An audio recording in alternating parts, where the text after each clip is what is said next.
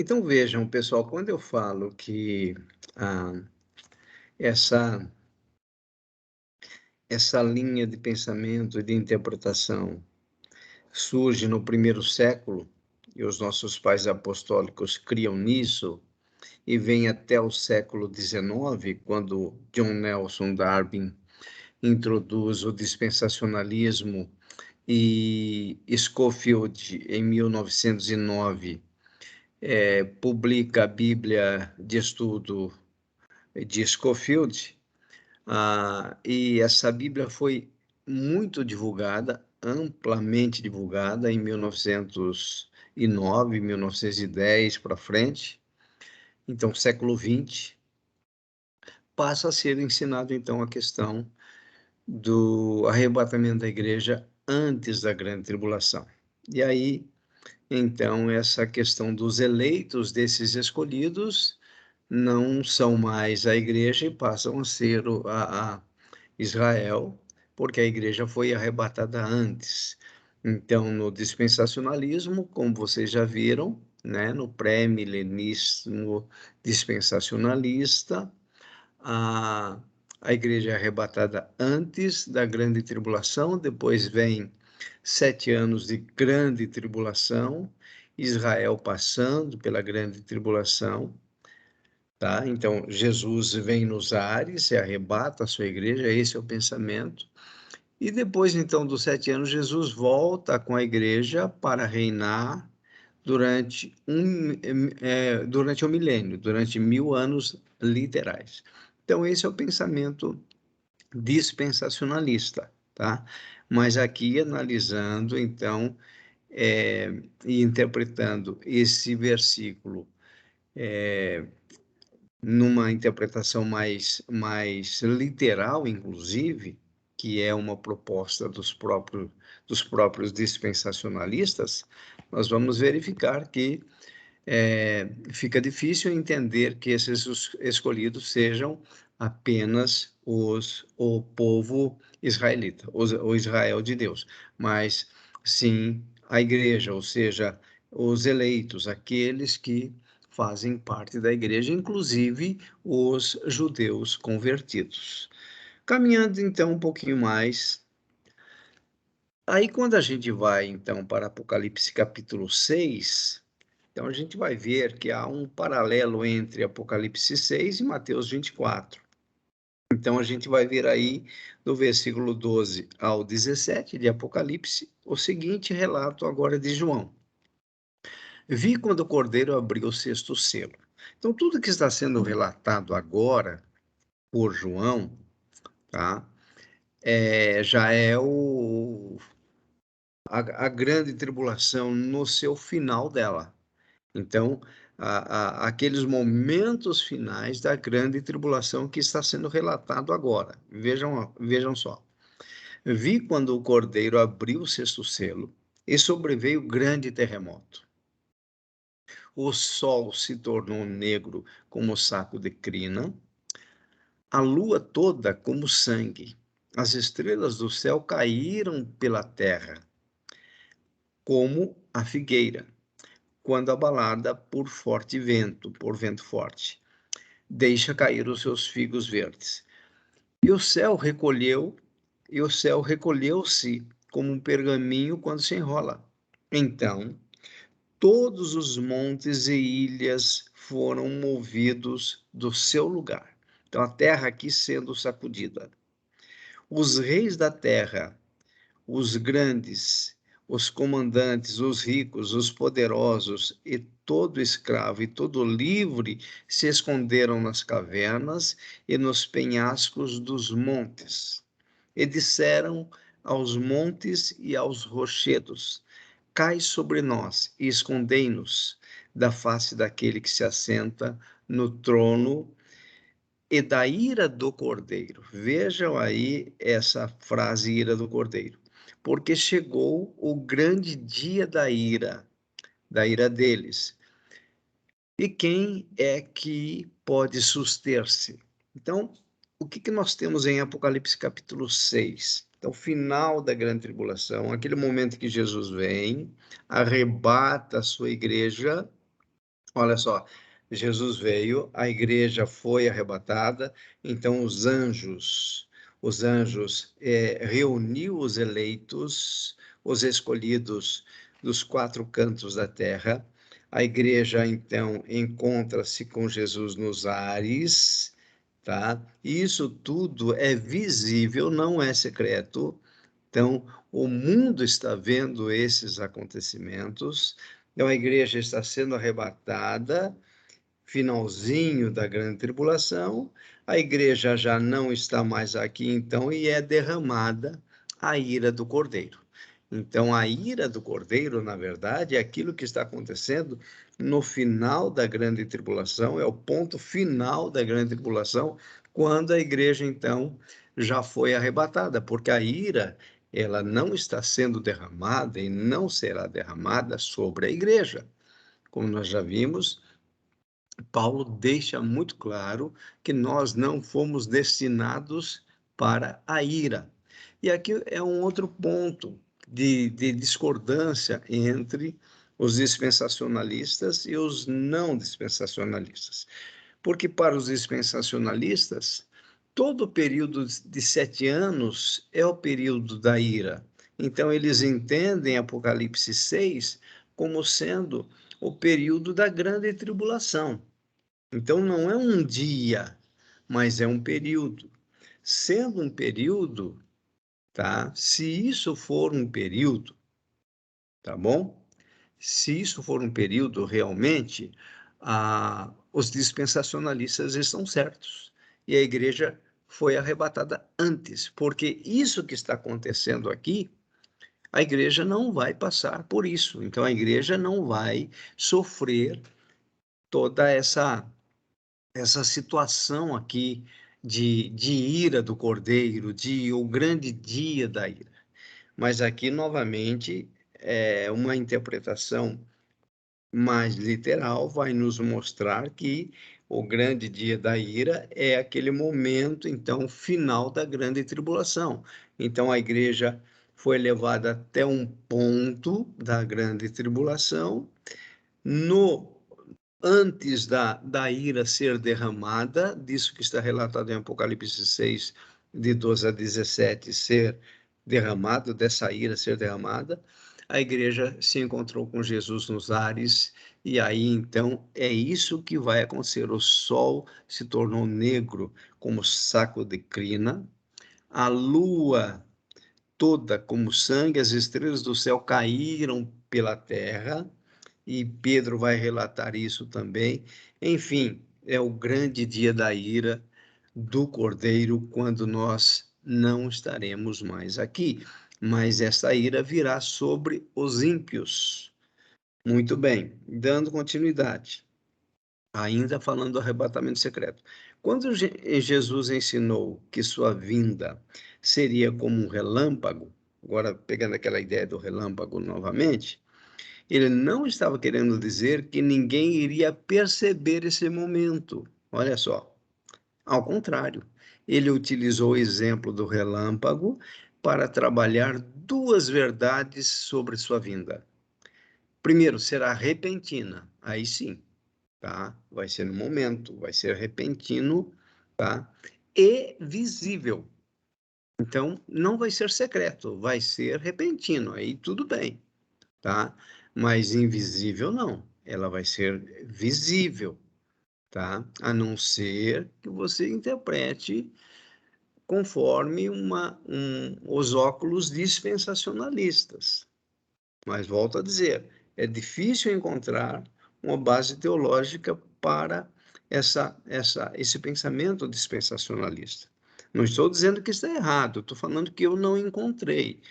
Tá? Se alguém tiver isso e puder me mostrar, eu estou disposto a mudar o meu pensamento. Como eu disse, escatologia, nós não temos como bater no peito e dizer, nós temos a razão, eu tenho a revelação escatológica, vai ser assim. Nenhum teólogo sério até hoje bateu no peito. Então, a escatologia, ela não é dogmática, ela está aqui para nós estudarmos, é o que nós estamos fazendo. O exemplo do relâmpago é muito claro e fácil de entender, já que é impossível comparar o aparecimento de um relâmpago com algo imperceptível e secreto. Então, ele é repentino, nós não podemos prever numa tempestade, como nós já falamos, quando o relâmpago vai ocorrer. A gente pode até olhar para o céu e falar: olha, vai ser nos próximos 10 minutos. Mas dizer que é invisível, não. É essa a ideia que nós temos que entender aqui. Não há como não perceber um relâmpago quando ele ocorre, é óbvio. Por fim, no texto grego, isso é importante vocês entenderem, a expressão de Jesus remete ao sentido de evidência. Então, quando Jesus fala lá a questão do relâmpago, é uma evidência, um evento perceptível e sem ambiguidade, porém, sobretudo, repentino. Então, a segunda vinda será visível e o arrebatamento da igreja será visível. Não vai ser algo secreto, não.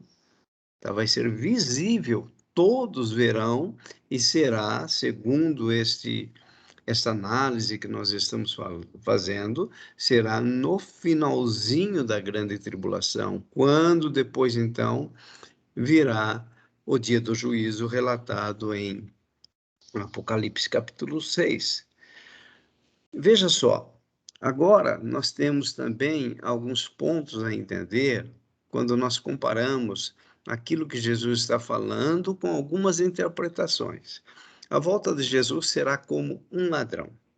Essa é outra expressão que muitas vezes é mal compreendida. Novamente, Jesus utilizou um exemplo que demonstra a natureza inesperada da sua vinda. Tá? Ela é repentina, ela é inesperada e em nada tem a ver com o evento secreto. Olha só, o dia do Senhor, Pedro está relatando na sua segunda carta, capítulo 3, versículo 10. O dia do Senhor, porém, virá como ladrão. Tá? Os céus desaparecerão. Olha que interessante. Com grande estrondo, está em linha com Mateus 24, com Apocalipse 6, tá? Os céus desaparecerão com grande estrondo. Aqui ele está falando do dia da ira. Os elementos serão desfeitos pelo calor. Olha aí. E a terra e tudo que nela há será desnudada. Então, é o finalzinho lá da grande tribulação, a igreja se encontrando com Jesus nos ares, sendo arrebatada, os anjos recolhendo então os eleitos dos quatro cantos da terra, a igreja sendo arrebatada, e aí agora o dia do Senhor vindo como ladrão. E aí então nós temos esse dia, o dia da ira sendo derramado sobre os ímpios, porque nós aqui não estaremos. Ainda, a volta de Jesus será como um ladrão. Na primeira carta de Paulo aos Tessalonicenses, capítulo 5, de 1 a 4, ele vai dizer o seguinte: irmãos, quanto aos tempos e épocas, não precisamos escrever-lhes, pois vocês mesmos sabem perfeitamente que o dia do Senhor virá como ladrão à noite. Quando disserem paz e segurança, então, de repente, a destruição virá sobre eles. Como dores à mulher grávida, e de modo nenhum escaparão. Então, está falando daquilo que virá sobre os ímpios. Mas vocês, irmãos, não estão nas trevas. Então, nós não estaremos nessa situação, para que esse dia o surpreenda como ladrão. Aqui Paulo está falando, então, para trazer o conforto àqueles que morreram, às famílias daqueles que morreram, e ele vai dizer, então, sobre o dia do Senhor. Por quê? Na igreja de Tessalonicenses, já estava se cogitando que Jesus já tinha vindo, ou seja, que a segunda volta já tinha ocorrido e que a igreja já tinha sido arrebatada. Então, Paulo acertou os pontos ali e disse: não, não é bem assim, não, tá? Então, o dia do Senhor virá como ladrão, ele vai trazer esse pensamento novamente, mostrando então que será algo visível. Muito bem. No abrir e fechar de olhos, também você vai ver esse texto na primeira carta de Paulo aos Coríntios, capítulo 15, 51 a 53. Esse texto também é utilizado para dizer que o arrebatamento é secreto e invisível, no abrir e fechar de olhos. Porém, o que Paulo está falando aqui é a respeito da glorificação do nosso corpo, que vai ocorrer segundos antes do arrebatamento.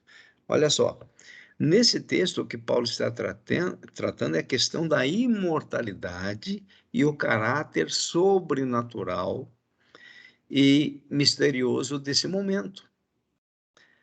Pois pessoas que já morreram terão seus corpos ressuscitados instantaneamente, revestidos de incorruptibilidade ao soar da trombeta, juntamente com quem estiver vivo na ocasião. Então, é isso que nós temos de ensino.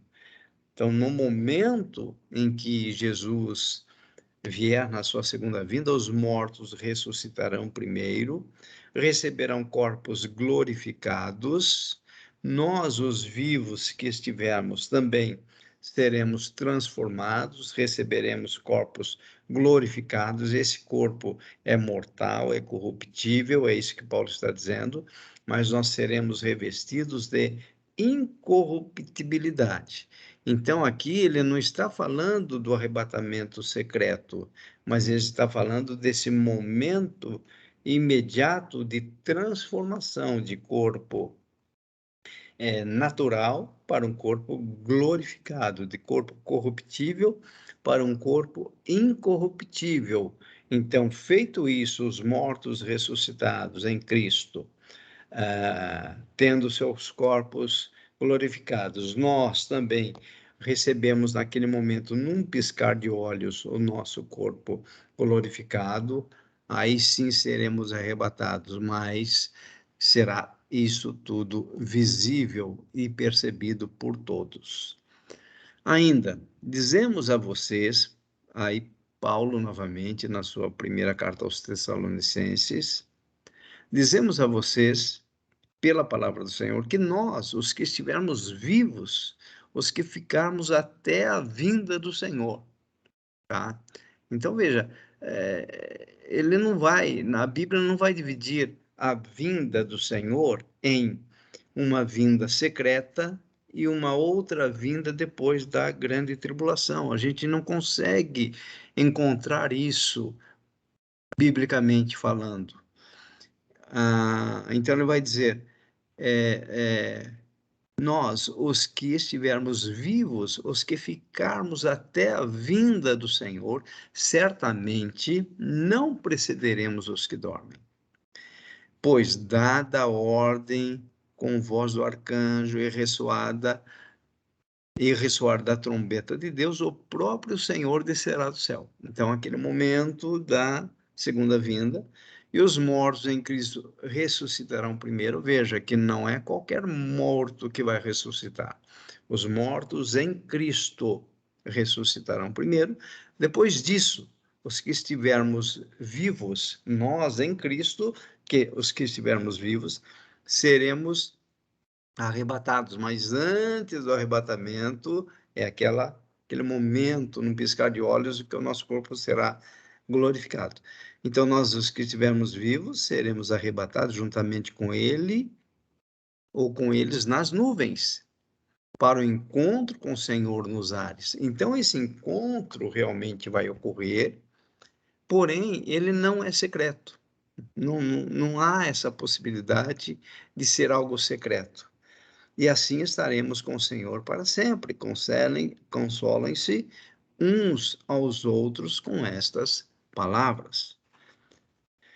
Novamente aqui, essa ideia para o encontro com o Senhor nos ares. Vamos pegar agora somente essa frase e vamos olhar no texto grego. Então, essa frase é a expressão grega eis apantensin tu Kyrion. Tá? Essa é a expressão grega, eis apantensin tu Kyrion. E o que significa isso? Veja lá. É a expressão antiga para se referir às boas-vindas cívicas de uma visita importante, ou para saudar a entrada triunfante de um soberano na cidade. Por exemplo, quando alguém de muita autoridade visitava uma cidade, os principais cidadãos saíam ao seu encontro para acompanhá-lo na última etapa do caminho. Então, aqui está mostrando, tá, essa expressão que nós estaremos indo ao encontro de Jesus, como ele vindo triunfantemente sobre as nuvens, e nós então indo para encontrá-lo, a encontrar essa autoridade. É a mesma expressão, ou melhor, a mesma expressão é utilizada na parábola das 10 virgens, onde as virgens saíram ao encontro do noivo. Então, você tem também essa expressão, eis apantensem tu Kyrion. Pelo costume da época, o noivo ia à noite até a casa da noiva, e as virgens encontravam o noivo no caminho com uma recepção festiva e o acompanhava voltando até a casa da noiva. Então é essa a ideia dessa palavra, ao encontro com o Senhor nos ares. Então é algo festivo, é algo que estará acontecendo, nós estaremos sendo arrebatados, encontrando com o Senhor nos ares, porém, o dia do Senhor, o dia da ira do Senhor, será imediatamente lançado, então, sobre a terra, sobre os ímpios. E aqui também tem um ponto polêmico, essa questão de Mateus 24, 37 e 40, onde fala um será levado e outro será deixado. Então, vamos entender isso aí também. Você tem isso relatado aí. Pois assim como foi nos dias de Noé. Então, não dá para pegar o versículo isolado sem analisar o contexto. Pois assim como foi nos dias de Noé, também será a vinda do Filho do Homem. Olha só. Porquanto, assim como nos dias anteriores ao dilúvio, comiam e bebiam, por isso aquela ideia de vigiar, tá? E não levar uma vida desregrada, comiam, bebiam, casavam e davam-se em casamento até o dia em que Noé entrou na arca. E não o perceberam. Não perceberam a entrada de Noé na arca, tudo bem. Senão quando veio o dilúvio e os levou a todos. Então, quem foi levado pelo dilúvio? Os ímpios. Não foi o justo Noé e sua família que foi levado pelo dilúvio. Foram os ímpios. Assim será também a vinda do Filho do Homem. Aí vem o versículo 40. Então, dois estarão no campo, um será tomado. Essa palavra tomado aí no grego tem o sentido de levar consigo, e deixado o outro. O deixado aí é abandonado. Duas estarão trabalhando no moinho, uma será tomada, ou seja, será levada, e deixada, ou seja, abandonada a outra. Aqui não significa dizer, importante nós entendermos, que o que Jesus estava dizendo, que vamos imaginar marido e esposa, que no dia do arrebatamento um dos dois vai ser levado e o outro não. Se os dois são crentes no Senhor, os dois vão ser arrebatados. Nós não temos dúvidas. Se você está com seu amigo é, passeando em algum lugar ou no campo, como ele diz aqui, se você e seu amigo são crentes no Senhor, os dois serão arrebatados. Tá? Essa é a ideia. O que Jesus está dizendo aqui é o seguinte: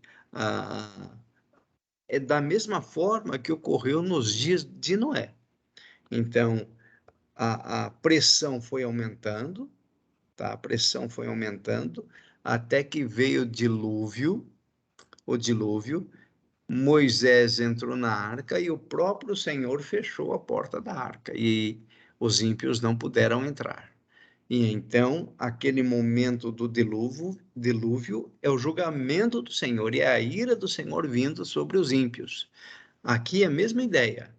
Então, a igreja está pregando o evangelho está sendo anunciado, pessoas estão sendo salvas, a igreja está sendo formada pelos seus eleitos, e então, durante o período da grande tribulação, é possível não, os ímpios não vão perceber isso, porém, então, chegará aquele momento do arrebatamento. Olha só, assim será também a vinda do Filho do Homem. Chegará aquele momento que Jesus virá sobre as nuvens. Naquele momento, nós seremos arrebatados. E aí, então, as águas do dilúvio, vamos dizer assim, na verdade, a ira, o dia da ira do Senhor, pegará todos os ímpios. Apocalipse 6. Muito bem, novamente aí essa passagem agora de Apocalipse 1, 7 a 8, que deixa muito claro que todo olho verá. Olha só, eis que vem com as nuvens. Jesus vem com as nuvens. E todo olho o verá. Até quantos ultrapassaram? Aqui dá a entender que até mesmo aqueles que causaram toda aquela situação de crucificação, de sofrimento de Jesus, todos aqueles que ultrapassaram, verão. E todas as tribos da terra se lamentarão sobre ele. Olha só. Certamente, amém. Eu sou o Alfa e o Ômega, diz o Senhor. Diz o Senhor Deus, aquele que era e que há de vir, o Todo-Poderoso, Apocalipse 1, de 7 a 8. Então, eis que vem com as nuvens e todo olho o verá. Logo, nós podemos dizer que a segunda vinda de Jesus, ela é instantânea, porém, ela não é secreta, pelo contrário, ela é visível. E como nós vimos aqui, repito, tudo o que nos mostra a palavra é que esse acontecimento ocorrerá após a grande tribulação. Aconteceu isso, aconteceu o arrebatamento da igreja, a ira do Senhor é lançada sobre os ímpios. Então, aí sim, nós temos essa evidência bíblica de que esses acontecimentos são nessa sequência. Então, nós temos o princípio das dores, a grande tribulação, antes da ira, a igreja sendo arrebatada, porém passando pela grande tribulação, a ira do Senhor sendo derramada, o julgamento, o juízo final, e então nós entraremos no estado eterno estabelecido por Deus. Então, os salvos para o reino eterno e os condenados para a condenação eterna. É isso que nós temos de forma mais consistente na Bíblia. Conclusão, então. Vamos concluir. Como vimos, não importa a corrente escatológica, mas sim o fato de realmente crermos em Cristo como o nosso único e suficiente Salvador. Quanto à vinda secreta do Senhor Jesus, penso que esse não deva ser um motivo de divisão entre os cristãos. Secretamente ou visivelmente, o importante é almejarmos, a questão do vigiar, é almejarmos incessantemente pelo momento da volta do nosso Senhor e Salvador, Jesus Cristo. Então, eu espero que essas 8 aulas elas tenham trazido conhecimento para vocês de correntes que vocês nunca tinham pensado. Como eu disse, se você já tinha uma corrente escatológica que você se apoiava nela, talvez agora você não se apoie mais, ou talvez você vá se apoiar em outra, e vice-versa. Mas, repito, não importa a corrente escatológica. A minha intenção aqui não foi trazer uma nova corrente escatológica, foi estudar as 4 e foi ver com vocês, biblicamente falando, qual a maior possibilidade de que nós estejamos num pensamento mais próximo. Eu, repito, não posso afirmar para vocês qual é a corrente. Imagine que houvesse um teste celestial, né? E tivesse lá, assinale a corrente escatológica que está exatamente em linha com a Bíblia. Pré-milenismo dispensacionalista, pré-milenismo histórico, pós-milenismo ou amilenismo, ou nenhuma das alternativas. Eu assinaria nenhuma das alternativas. Por quê? Porque eu não posso bater no peito e afirmar. Tá bom, pessoal? Então é isso. Espero que vocês tenham aprendido e estou agora à disposição de vocês. Vamos encerrar a gravação então e abrir para perguntas.